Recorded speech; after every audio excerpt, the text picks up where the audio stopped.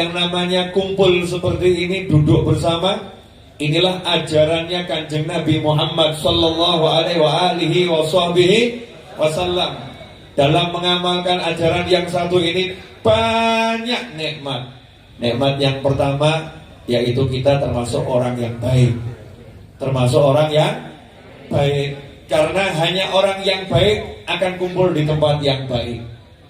Jadi kalau sudah ada orang bisa kumpul di tempat yang baik, pasti itu orang baik. Jenengan jangan lihat diri jenengan, saya jangan lihat diri saya, kita jangan lihat diri kita saat ini.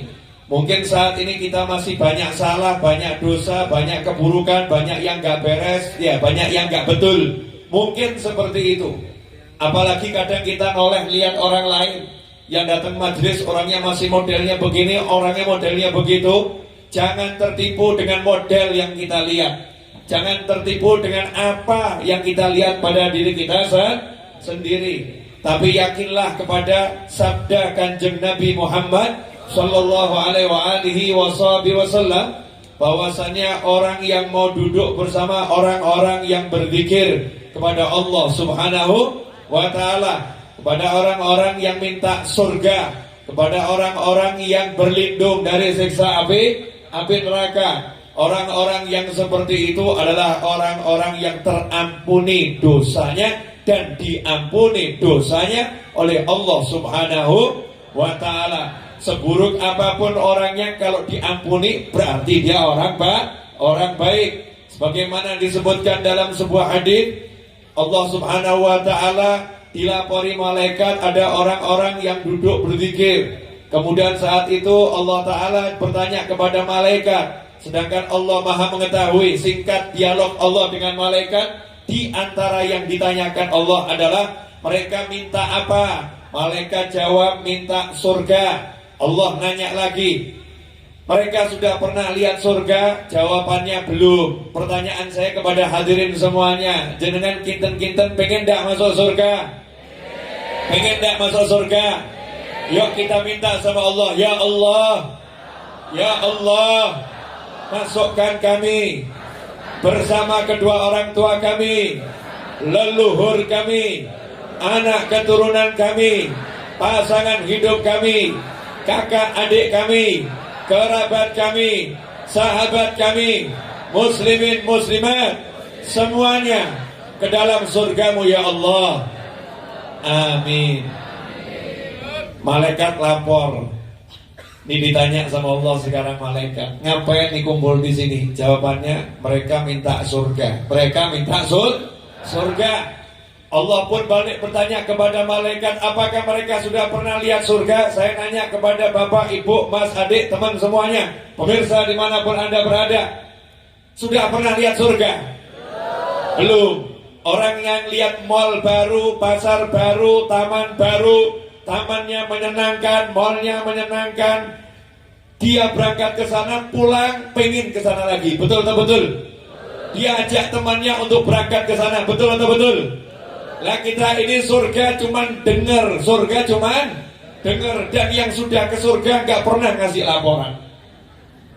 Yang udah ke surga nggak pernah ngasih laporan, ya kecuali Allah Subhanahu wa ta'ala yang menciptakan surga dan Kanjeng Nabi Muhammad sallallahu alaihi wasallam yang sudah pernah masuk surga. Rasul menyatakan mala ainun ra'at wala udhulun sami'at wala khatara ala qalbi bashar. Sesungguhnya di surga itu mala ainun ra'at, yang ada di sana belum pernah dilihat mata, yang ada di sana belum pernah digosipkan oleh manusia dan didengar oleh telinga. Gak ada telinga yang mendengar keindahan surga, karena gak ada yang memperbincangkan keindahan surga. Apapun keindahan yang diperbincangkan manusia, gak ada yang seperti itu. Wala udhunun sami'at wala khatara ala qalbi bashar, dan belum pernah terlintas dalam benak manusia, pikiran manusia. Kalau anda bayangkan keindahan seperti apapun, saya bandangkan keindahan seperti apapun, bayangkan keindahan seperti apapun, manusia yang paling hebat membayangkan keindahan, yang paling pintar melamunkan keindahan seperti apapun, surga gak seperti itu. Jauh lebih hebat dari semua itu. Indahnya luar biasa. Kita belum pernah lihat surga. Maka Allah balik bertanya kepada malaikat, wahai malaikat, bagaimana seandainya mereka melihat surga?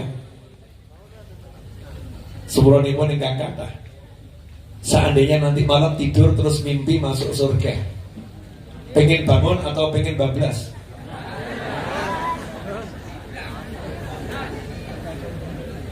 Bu, kalau ibu mimpi masuk surga, melek gelon apa syukur? Pertanyaannya membingungkan ya. Mas, halo, Mas, bapak-bapak gak saya tanya. Mas ini yang masih remaja dan muda-muda, terkhusus yang belum menikah.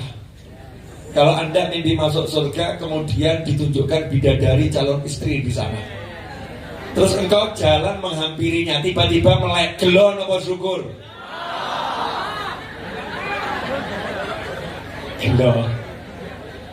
Gelo ya? Loh, kok melek? Jadi seandainya kita masuk surga dalam mimpi masuk surga itu bisa terjadi dan sudah sering terjadi, dialami oleh para ulama, dialami oleh para aulia wassalihin. Bahkan kanjeng Nabi Muhammad SAW waktu Isra dan Mi'raj, Rasulullah masuk surga. Rasul mengatakan, inni sami'tu dafana alaik bil jannah. Bilal, aku mendengar suara langkah kakimu di surga. Artinya apa? Karena Sayyidina Bilal radhiyallahu ta'ala anhu itu sahabat yang setiap hari datang ke rumah Nabi Muhammad SAW, ngetuk pintu rumah Nabi untuk membangunkan Nabi yang Nabi sudah bangun. Ya, artinya apa? Mengingatkan waktu sholat. Jadi Nabi punya asisten yang ngasih tahu udah waktunya sholat. Silahkan Rasulullah, kita akan berangkat ke masjid. Saking dekatnya Bilal dengan Nabi Muhammad SAW, maka kanjeng Nabi Muhammad SAW hafal langkah kakinya. Seperti kita, kalau udah dekat sama orang, kita bisa paham orang itu dari demamnya. Oh Pak D. Iya. Oh Pak Le. Paham dari demamnya, dari langkah kakinya, cara jalannya, suaranya, berat telapak kakinya, kita bisa paham. Oh ini jalannya fulan, oh ini jalannya fulana, bisa hafal. Kanjeng Nabi Muhammad SAW bersabda, inni sami'tu dafana alaik bil jannah. Hei Bilal, aku mendengar langkah kakimu di surga. Artinya apa? Rasul lihat Bilal ada di surga. Sallallahu alaihi wasallam. Ikhwani rahimakumullah. Penjelasan tentang hadis tersebut panjang dan lebar, saya nggak akan jelaskan malam hari ini. Saya mau jelaskan yang bagian ini. Mimpi masuk surga itu bisa. Di antaranya adalah Al-Habib Ali bin Muhammad bin Husain Al-Habsyi, kakak daripada gurunya Mbah Hasyim Asy'ari, adik daripada gurunya Mbah Hasyim Asy'ari. Habib Ali punya kakak namanya Habib Husain. Habib Husain itu mufti Mekah, menggantikan ayahnya juga. Ayahnya Habib Muhammad bin Husain Al-Habsyi, mufti Mekah. Habib Husain punya murid banyak. Di antara muridnya adalah Mbah Hasyim Asy'ari rahimahullah, sebagaimana disebutkan dalam kitab Tasniful Asma karya Syekh Yasin Al-Fandani. Mbah Hasyim itu belajar kepada Habib Husain di Mekah selama kurang lebih 7 tahun, di rumahnya maupun di Masjidil Haram. Nah, ini punya adik Habib Husain namanya Habib Ali. Habib Ali itu pengarang Maulid Simtuduror. Kalau kita pernah baca Maulid Habsyi, ya, itu maulid yang banyak dibaca sama para habaib, Maulid Habsyi, termasuk cucunya Habib Ali itu ada di Solo, yaitu Habib Anis almarhum rahimahullah. Nah, ini Habib Ali pernah dulu waktu beliau baca qasidah Nabu Rebana, ada orang-orang yang gak suka, difitnah ini gak sesuai tuntunan, ini begini, itu begitu, difitnah.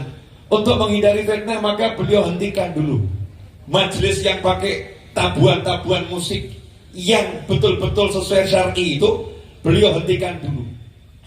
Nah, tapi beliau sedih, kok saya nggak bisa nyanyi-nyanyi baca qasidah muji kanjeng Nabi Muhammad SAW, sedih. Nah, ketika sedih seperti itu tidur. Nah, ketika tidur mimpinya apa? Masuk surga. Mimpinya masuk surga, rebahan di bawah salah satu pohonnya surga. Kemudian bidadari surga yang jumlahnya sangat banyak mendatangi Habib Ali Habsyi rahimahullah, kemudian berkata, Ali, kamu di dunia tidak boleh nyanyi ya. Nih, kami akan menyanyi buat kamu. Kami akan menghibur kamu dengan nyanyianmu. Masya Allah, dengar suara qasidahnya bidadari-bidadari surga. Sampai beliau terbangun, suara bidadari surga itu masih terdengar di telinganya. Ini contoh ulama yang mimpi masuk ke dalam surga. Nah, kalau udah lihat surga, ya mestinya hidup di dunia ya bosen, begini-begini saja. Ya begini-begini saja. Kalau boleh ya cepat pengen balik. Kalau boleh pengen cepat berangkat ke akhirat. Ada pula seorang ulama yang tadinya tahajudnya belum istiqomah. Naik kapal di tengah perjalanan mimpi. Mimpi apa? Masuk satu ruangan yang sangat indah. Di tempat tidur ada seorang wanita yang cantiknya luar biasa. Begitu didekati, wanita itu berkata, saya belum halal buat kamu. Kamu siapa? Saya calon istrimu. Istri, di mana nih? Kamu kok cantiknya seperti ini? Saya nggak pernah lihat wanita secantik kamu. Jawabannya, saya bukan manusia. Saya bidadari surga yang Allah persiapkan untuk menjadi istrimu, tapi maharnya harus dibayar. Maharnya apa? Sholat tahajud. Melek. Akhirnya sejak malam itu ulama tersebut tidak pernah meninggalkan tahajud. Nawaitunya, Allahumma Rabbi bidadari. Semangat atau gak semangat kalau begitu? Lawang sudah lihat kok, lihat. Beda dengan orang yang belum lihat. Kita ini baru lihat pakai iman, pakai hati dan masih lemah. Lemah. Makanya Allah Ta'ala bertanya kepada malaikat, hei malaikat, bagaimana kalau mereka melihat surga? Maka malaikat menjawab, mereka pasti akan lebih giat ibadah dan akan lebih minta kepadamu ya Allah surga. Kemudian Allah bertanya kepada malaikat, mereka minta apa dari aku? Malaikat menjawab, minta diselamatkan dari siksa api neraka. Mari kita bersama-sama minta pada Allah, Allahumma ajirni minan nar. Allahumma ajirni minan nar. Allahumma ajirni minan nar. Allahumma ajirna minan nar. Ya Allah, selamatkan kami dari siksa api neraka. Amin. Malaikat nanya, mereka minta apa? Minta diselamatkan dari siksa api neraka. Maka saat itu Allah bertanya kepada malaikat, pernahkah mereka melihat neraka? Dijawab, enggak pernah. Seorang sahabat Nabi Muhammad sallallahu alaihi wasallam, ya, yang bernama Sina Abdullah bin Umar radhiyallahu taala anhu. Sina Abdullah bin Umar itu waktu itu masih kecil, pengen kalau pagi bisa ngobrol dengan Nabi Muhammad SAW. Beliau punya keistimewaan karena kakaknya adalah istri Nabi Muhammad sallallahu alaihi wasallam.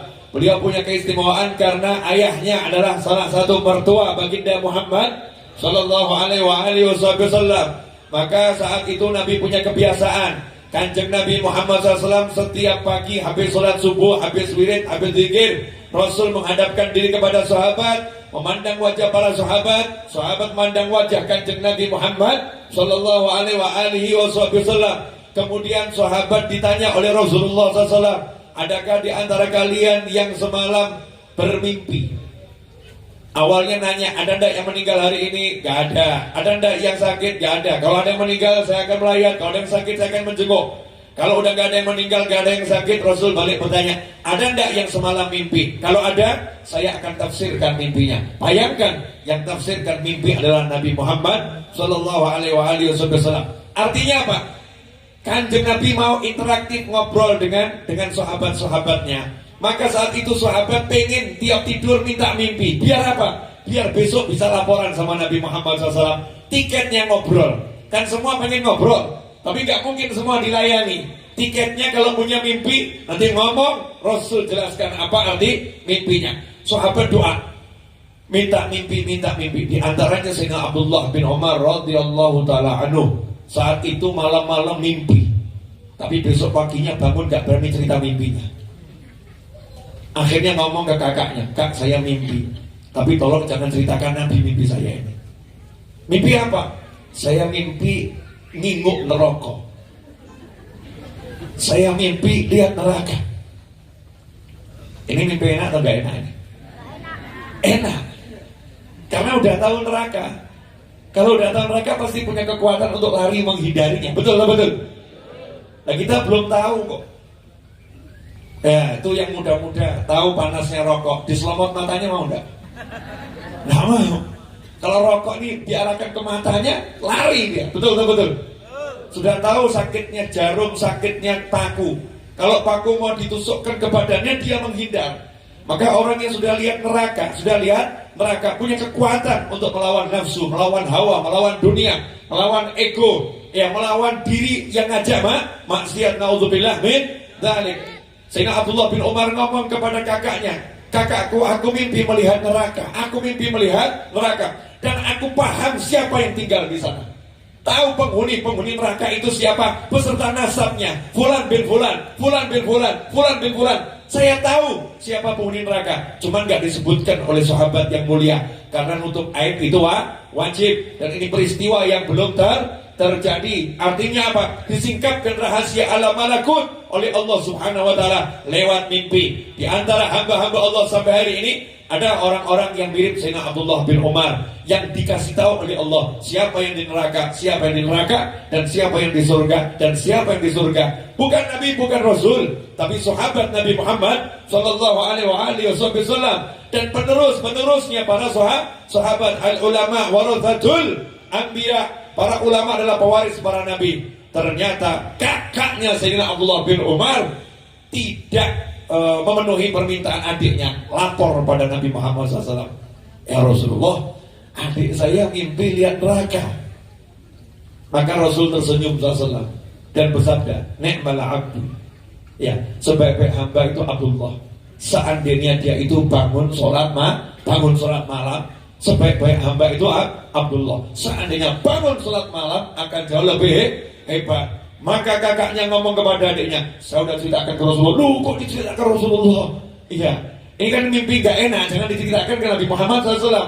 Udah saya ceritakan, kata Rasul, kamu hamba yang terbaik. Iya, dan kalau kamu sholat malam jauh lebih baik. Sejak hari itu Sayyidina Abdullah bin Umar tidak pernah meninggalkan tahajud sampai meninggal dunia. Dan tahajud beliau tahajud yang istimewa. Dalam satu malam beliau bisa berkali-kali tahajud. Sholat tahajud, tidur, istrinya dibangunkan, istrinya tahajud. Istrinya capek, tidur, suaminya dibangunkan, suaminya tahajud. Gantian seperti itu sampai subuh. Sehingga dalam satu malam Sayyidina Abdullah bin Umar bisa sholat tahajud sampai 5 kali sholat tahajud. Bukan 5 kali 2 10 rakaat, bukan 5 kali waktu bangun tidur.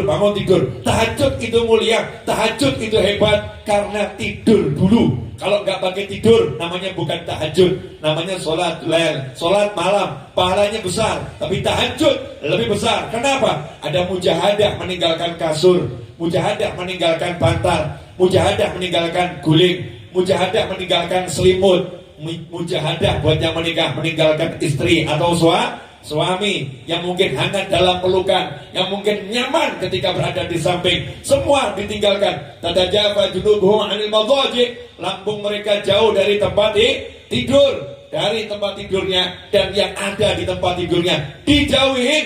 Ingat Allah Subhanahu wa taala. Dan biasanya kalau udah bangun kemudian tidur lagi, mau bangun jauh lebih berat. Makanya jangan praktek di rumah jam 3:30 tahajud, kemudian jam 4 coba tidur, pengen bangun lagi, subuh hilang saudara-saudara. Bablas. Ini adegan berbahaya ya. Jangan dipraktekkan di rumah kalau belum berpengalaman. Sayyidina Abdullah bin Umar berpengalaman, makanya minta istrinya untuk membangunkan beliau. Ini udah pernah lihat neraka sehingga ibadahnya luar biasa. Tapi kita udah pernah lihat neraka belum? Belum. Saat itulah Allah bertanya kepada malaikat, pernahkah mereka melihat neraka?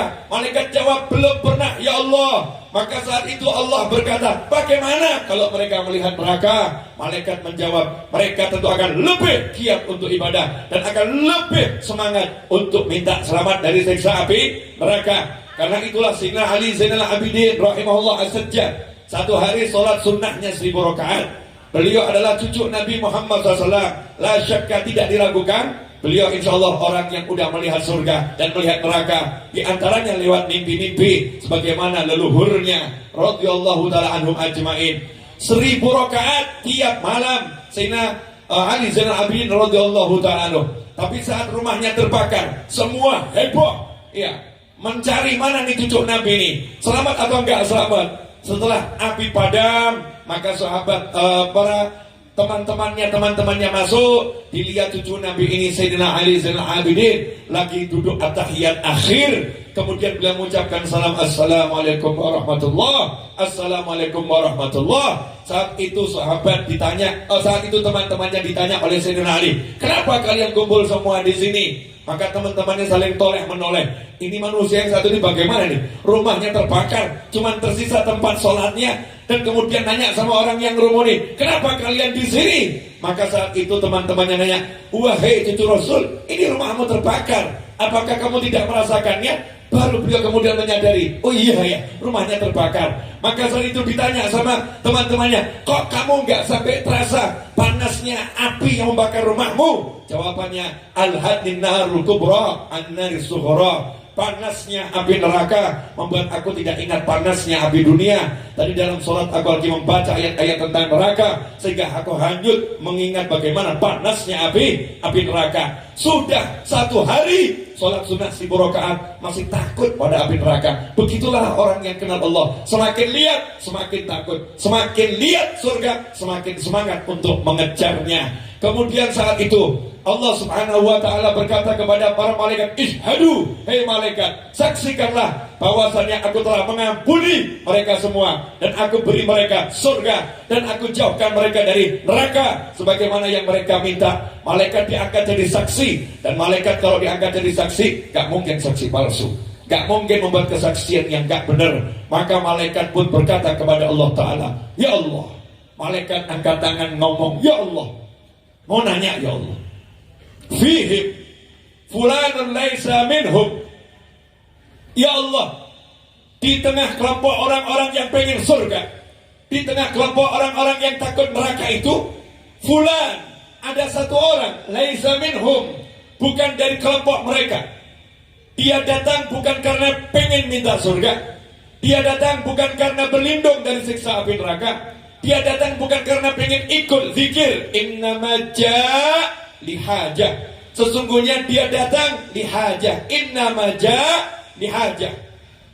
Ini pakai innama lil hasr, gak punya kepentingan yang lain. Innama ja' lihajah. Dia datang khusus punya kepentingan. Misal cari Habib Novel, mau nagih hutang susah, dicari di rumah gak pernah ketemu, kebetulan ada info Habib Novel ngaji di sini, langsung datang ikut ke majelis sambil mandang Habibnya, utangmu bayar, utangmu bayar. Innama ja' lihajah.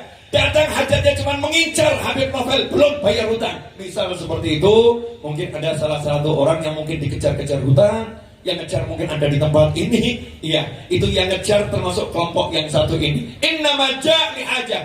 Datang hajatnya nagih hutang, datang hajatnya gak ada urusan lain dengan pengajiannya, gak ada, belas gak zikir, gak pengen surga, gak pengen neraka. Innama ja' lihajah. Datang hanya ingin menunggu bagian sound system selesai, kemudian mengangkut soundnya. Gak pengen ngaji, hanya ingin menunggu bagian kamera ini selesai, nanti dia mengangkut kameranya. Hanya pengen itu, gak pengen ngaji. Innama ja' lihajah. Punya kepentingan khusus, gak ada kaitannya dengan zikir, dengan surga, dengan neraka. Malaikat ngomong sama Allah seperti itu. Yang satu ini, karena malaikat kalau udah bersaksi dicatat semua ini namanya, datanya lengkap, itu detail, ya detail semua. Nah yang satu ini gimana ya Allah? Masuk yang dapat ampunan, dapat surga, dapat neraka, atau ini didiskualifikasi ini? Didiskualifikasi atau dapat ampunan ini? Maka disitulah Allah mengatakan humul